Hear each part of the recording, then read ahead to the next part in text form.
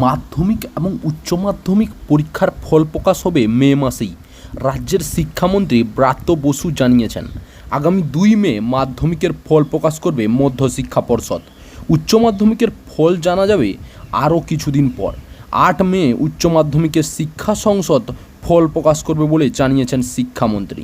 এবছর মাধ্যমিক পরীক্ষা শুরু হয়েছিল 2 ফেব্রুয়ারি, শেষ হয়েছিল 12ই ফেব্রুয়ারি। পাশাপাশি উচ্চ মাধ্যমিক পরীক্ষা 29 ফেব্রুয়ারি পর্যন্ত চলেছে। উভয় ক্ষেত্রেই নিয়ম হলো পরীক্ষা শেষ হওয়ার 3 মাসের মধ্যে ফল প্রকাশ করা। মাধ্যমিকের ক্ষেত্রে সেই সময়সীমা শেষ হচ্ছে আগামী 12ই মে। হিসাব অনুযায়ী উচ্চ মাধ্যমিকের ফল প্রকাশ করার জন্য 29 মে পর্যন্ত সময় ছিল।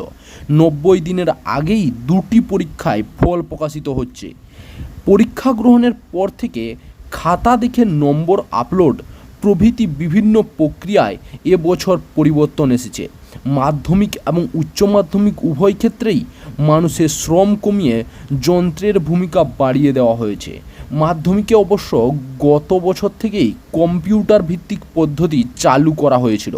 উচ্চ মাধ্যমিকে এবার অধিকাংশ পদ্ধতিতেই রয়েছে যন্ত্রের ছোঁয়া।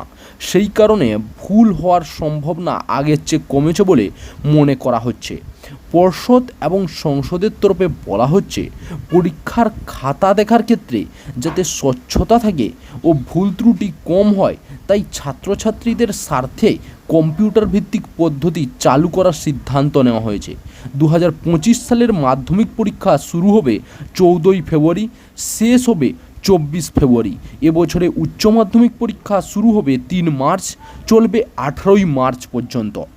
চাকরির খবর থেকে শুরু করে নিয়োগের খবর থেকে শুরু করে ঝড় ঝঞ্ঝা, দেশ বিদেশ, রাজ্য, জেলা এবং আপনার শহরের খবর একটা চ্যানেল আমাদের newsbangla.com-এ সবার আগে আপনারা পেয়ে যাবেন। তাই চ্যানেলটাকে অতি অবশ্যই সাবস্ক্রাইব করে পাশ থেকে বেল আইকনটা ক্লিক করে অল নোটিফিকেশন অন করে রাখুন।